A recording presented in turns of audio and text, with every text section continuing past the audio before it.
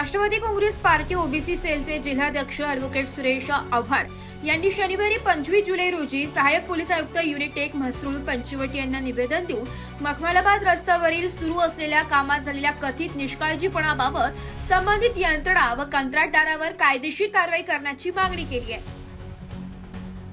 निवेदनात म्हटले की नाशिक शहरातील विविध भागांमध्ये रस्ते खोदून ठेवण्यात आल्यामुळे वाहतूक कोंडीसह रस्ते अपघातांचे प्रमाण वाढत आहे। विशेषतः पंचवटी परिसरातील मखमलाबाद रस्ता अनेक दिवसांपासून अर्धवट अवस्थेत असून पावसाळ्यापूर्वी काम पूर्ण होणे अपेक्षित असताना ते अद्याप पूर्ण झालेले नाहीये।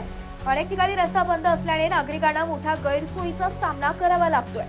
रस्त्यावरील कामाच्या ठिकाणी आवश्यक सुरक्षा उपाययोजना, बॅरिकेडिंग, दिशादर्शक फलक, धोक्याचे इशारे, रिफ्लेक्टर व इतर सुरक्षेची साधने नसल्यामुळे नागरिकांच्या जीवितास धोका निर्माण झाला असल्याचा आरोप निवेदनात करण्यात आलाय।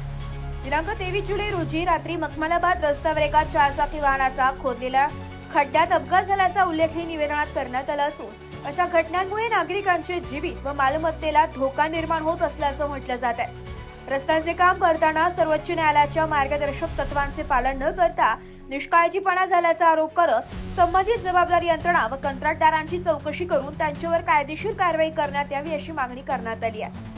तसेच मागण्यांवर तातडीने कार्यवाही न झाल्यास तीव्र जनआंदोलन छेडण्यात येईल असा इशाराही निवेदनातून देण्यात आलाय।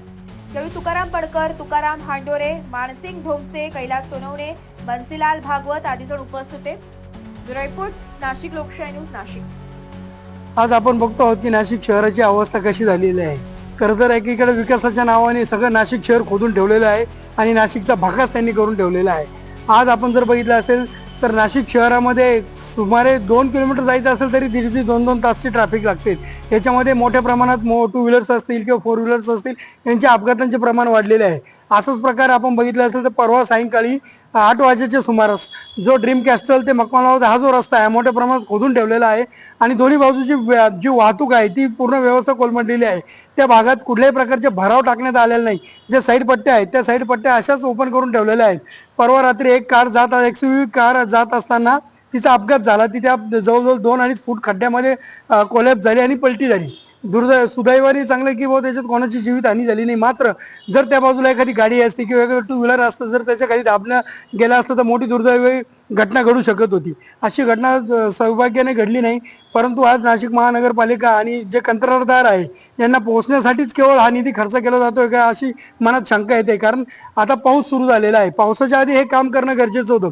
मात्र अनेकदा आम्ही आयुक्तांच्या मागे लागून आयुक्तांना सांगितलेलं आहे की रस्ता सदरील रस्ता जो झालेला आहे त्या परिस्थितीमध्ये सुरू करण्यात यावा, आहे तिथं जरा त्याची लेवल करून घेण्यात यावी, नंतर पावसाळ्यानंतर पुन्हा काम सुरू करण्यात यावं। मात्र महानगरपालिकेच्या आयुक्तांनी त्याच्याकडे डोळे झाक केलेले आहेत।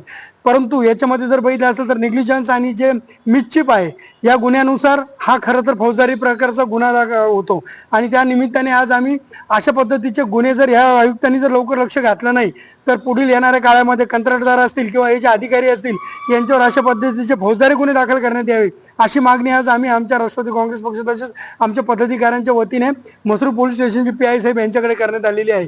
जर यांच्या निग्लिजन्सपणामुळे जर एखाद्याचा दुर्दैवी जर एखाद्याला त्रास सहन करावा लागत असेल तर अशा अधिकारी आणि अशा प्रकारच्या कंत्राटदारांवर फौजदारी गुन्हे दाखल करण्यात यावे अशी मागणी आज आम्ही करण्यात आलेली आहे। आणि जर याच्यात जर लवकरात लवकर बदल घडला नाही, आपण जर बघितलं असेल तर तिथे कुठल्या प्रकारचे रिफ्लेक्टर लावलेले नाही, कुठल्या प्रकारचे सायन्स नाही, कुठल्या प्रकारचे बोर्ड लावलेले नाही आणि आपण जर सेफ्टी मेजर्स कुठल्या प्रकारचे प्रोव्हाइड केलेले नाही, त्यामुळे सदरचे अपघात घडतात। जर त्याच्यामध्ये दुरुस्ती झाली नाही, लवकरात लवकर जर ते दोन्ही रस्ते व्यवस्थित सुरू केले नाही किंवा तिथं जर सेफ्टी मेजर्स लावले नाही तर येणाऱ्या काळामध्ये आम्ही रस्ता रोको केल्याशिवाय राहणार नाही असं देखील आव्हान या निमित्ताने करण्यात आलेलं आहे।